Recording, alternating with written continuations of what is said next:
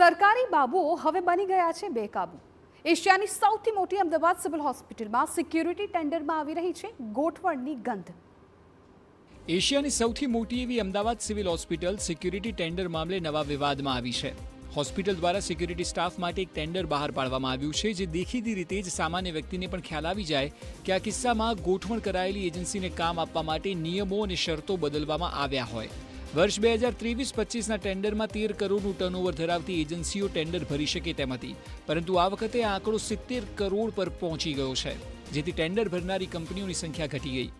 આ જે કોઈ બી વસ્તુ કરી છે એબ્સોલ્યુટલી નીતિ નિયમ મુજબ કરી છે।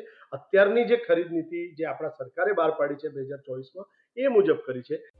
બીજો સવાલ એ વાતથી પણ ઉઠ્યો કે સિક્યુરિટીનું કામ હોવા છતાં મેન પાવર સપ્લાયનો અનુભવ મંગાયો છે, જે ટેકનિકલી બંને અલગ બાબતો છે। આરોપ લગાવાઈ રહ્યો છે કે નિયમો કપરા બનાવીને કેટલીક નિશ્ચિત એજન્સીને લાભ કરાવવાનું સુનિયોજિત કાવતરું છે। સિસ્ટમની અંદર મોટા વ્યાપક પ્રમાણમાં ભ્રષ્ટાચાર કરવા માટે અને જે તે કંપનીને પધરાઈ દેવા માટે જે એ સ્પેશિયલી ટેન્ડર ખોલવામાં આવ્યું હોય અને કયા આકાઓના કહેવાથી આ ટેન્ડર પધરાવવામાં આવ્યું છે।